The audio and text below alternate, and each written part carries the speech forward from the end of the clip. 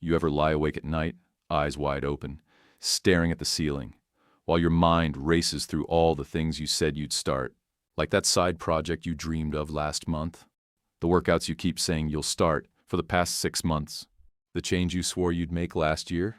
And then it hits you, like a punch in the stomach. You haven't moved an inch. Same routine, same doubts, same excuses whispering you'll get to it tomorrow. But the clock is ticking, and you're falling behind. Because every time you put something off, you're not just postponing a task, you're putting yourself on hold. That gym you kept saying you'd join? That could have been 6 months of progress. That job you wanted to apply for but kept doubting you were ready? Someone else with half your talent hit submit and got it. That idea you scribbled and never made time for? It could have been something real by now. Maybe even a side hustle. But you didn't start because it felt too big, too uncomfortable, too scary. So you waited, researched, planned, told yourself you'd do it later or when you have more free time.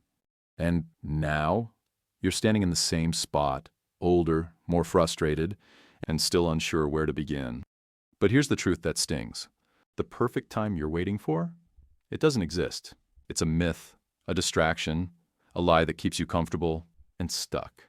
You either start now, scared, tired, confused, or you look back one day full of regret, wishing you'd pushed yourself to start. And that's what really hurts. Not failure, not embarrassment, but regret. Because it doesn't hit you all at once. It builds slowly, quietly. You see someone doing what you wanted to do, and it stings. You hear someone talk about the thing you've been dreaming of, and your chest tightens. Not out of jealousy, but because deep down you know that could have been you. Look, this isn't about beating yourself up. We've all been there. Everyone puts things off. Everyone has moments where life feels too big, too fast, too much.